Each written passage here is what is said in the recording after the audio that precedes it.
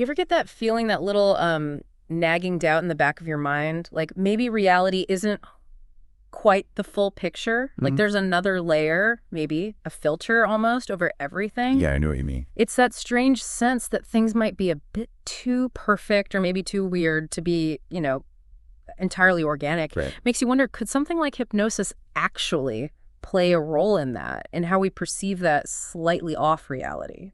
It's a really compelling way to frame it, actually. Yeah. And it dives right into the heart of what we're looking at today. You've brought us some truly fascinating material this time, sparked by your thoughts on Annihilation, the movie. Yeah, that film, it's really stayed with me. And then digging into some of the ideas behind it, especially with those excerpts you shared, I started thinking about this concept of hyperreality. Right. It just seemed to click somehow with the unsettling parts of the film. Exactly. So for this deep dive, we're looking at an analysis that specifically connects Annihilation to hyperreality, some background on the movie itself, production, narrative, all that. Okay. And maybe most intriguingly, details from Jeff Vandermeer's book, The Source Material, focusing on this specific thing you flagged, hypnosis. Right, that hypnosis part.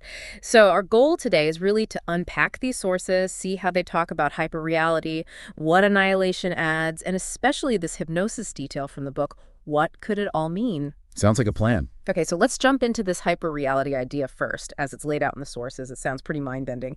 Fabricated reality, copies of copies, bizarre fractal patterns. Can you help us get a handle on that? Yeah, it's a complex idea. Yeah. But the core of it, I think, is this notion that our experience of reality might have shifted, become sort of constructed, almost artificial. Artificial? How so? Well, imagine layers and layers of representation. Media, simulations, signs becoming so pervasive that they actually start to obscure or even replace the original thing they were meant to represent. Okay, I think I follow. Like Baudrillard's idea, the map becoming the territory. Exactly like that. Okay. And the fractals in absurd ways. Yeah. But hints at this weird self-referential loop. Patterns repeating, but getting distorted each time, like reality echoing itself in a funhouse mirror. It loses connection to any, original. Right, okay. Like seeing a reflection in a shop window and for a split second you're not sure which one is real. And this analysis you found really hooks Annihilation into this. It mentions a system overlay and even demiurgic.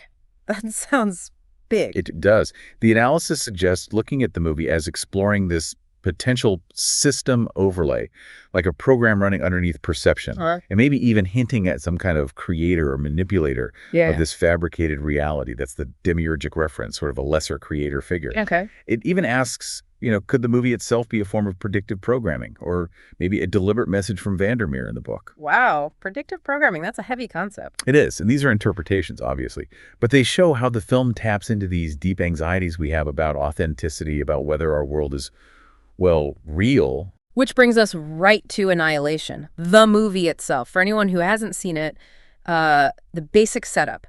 Lena, Natalie Portman's character, her husband Kane comes back from this quarantine zone, the Shimmer, but he's wrong.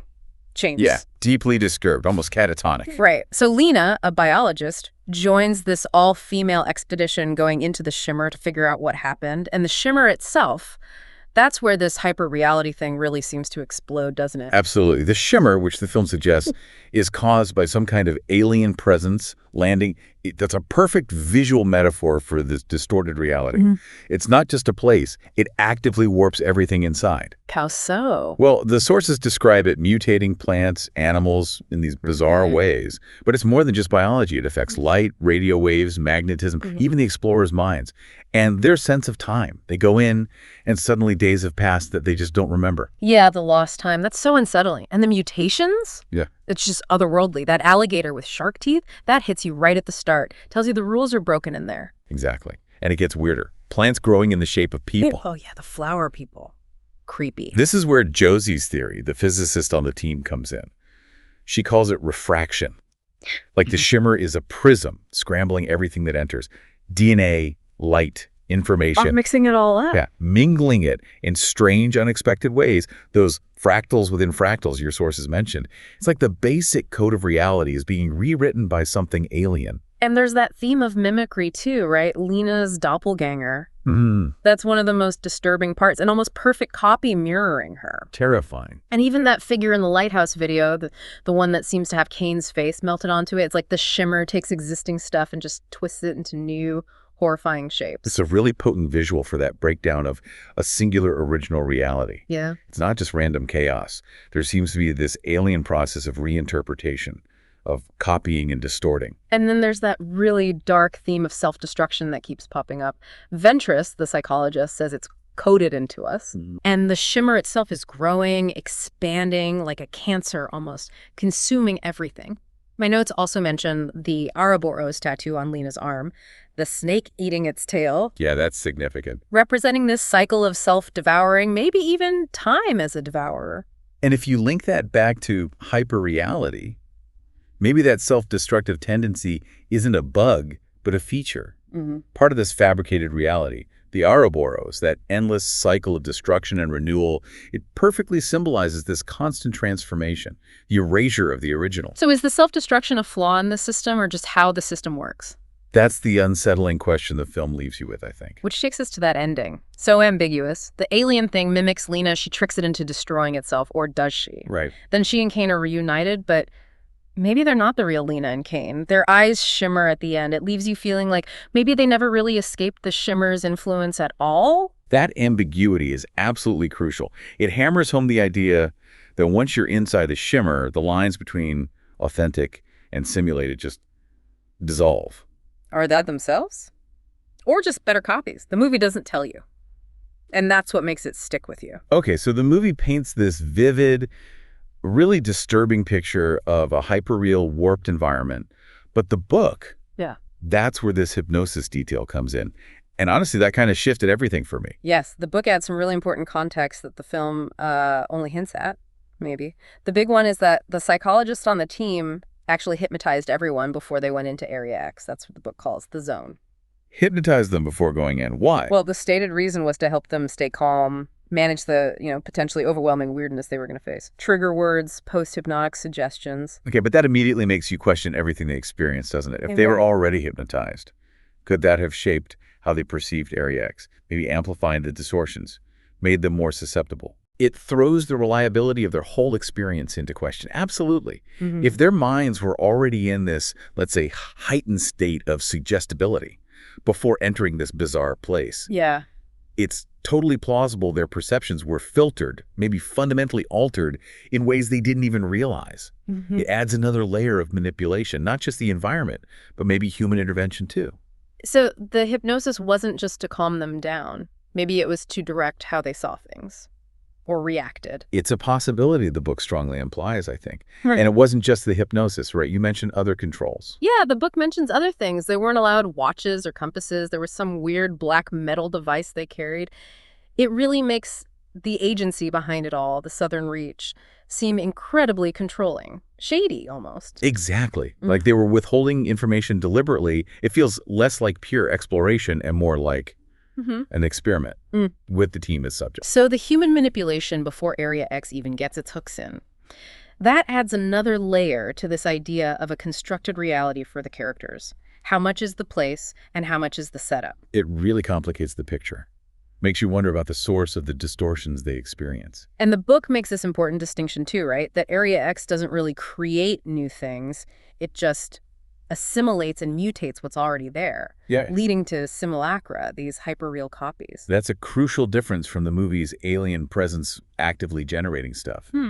The book focuses on this process of taking existing forms, twisting them, recombining them. Which fits perfectly with hyperreality being about copies of copies, where the original gets lost in the process. Exactly. It's more like informational transformation or maybe decay than outright creation from nothing. It all seems to tie into the symbolism, too. The Ouroboros tattoo in the movie, we talked about cycles, life, death, rebirth. It mirrors the mutation and duplication in the Shimmer, that endless transformation. Precisely.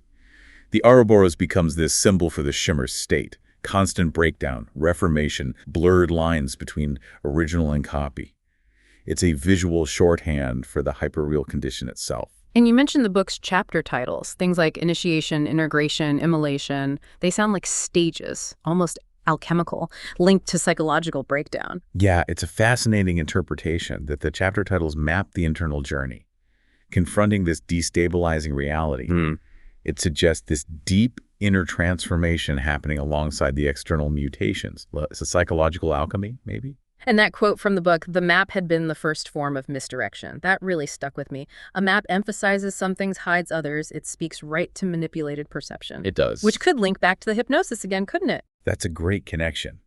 If even the basic tool for understanding a place, the map, is already a distortion, a selective view, what chance do they have, especially if their minds were maybe primed by hypnosis before they even got there?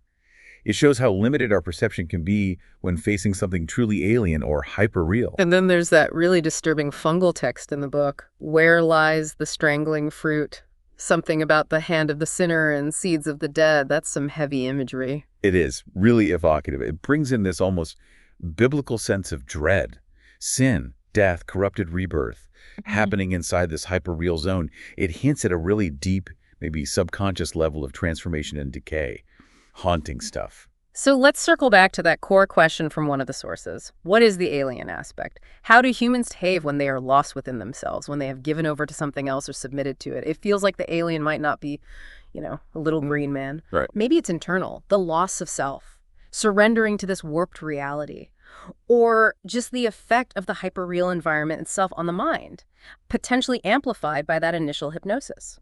That's a really insightful way to put it. The alien aspect could absolutely be a metaphor for identity falling apart, or yielding to this altered state, or even our own psychology breaking down under pressure. The sources hint at these broader ideas too, like systemic influence, maybe a giant psyop, without naming one specific entity pulling the strings. Okay, so pulling it all together. These sources, they show this really fascinating clash, or maybe interplay, between Annihilation's world and this complex idea of hyperreality. Both the film, and maybe even more so the book, they ask these big questions about reality, perception, how external and internal forces shape what we think is real. And that hypnosis detail in the book, it just throws a whole new light on how the characters experience Area X.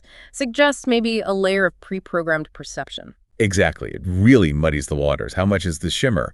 How much of their mental state possibly altered by hypnosis beforehand? It adds this compelling ambiguity to the whole thing. So thinking about all this, the manipulation, the distorted perception, reality and simulation blurring in Annihilation, hyperreality, and hypnosis, it really makes you wonder, doesn't it, about our own life? How so? Well, how might we be unknowingly influenced in how we see the world?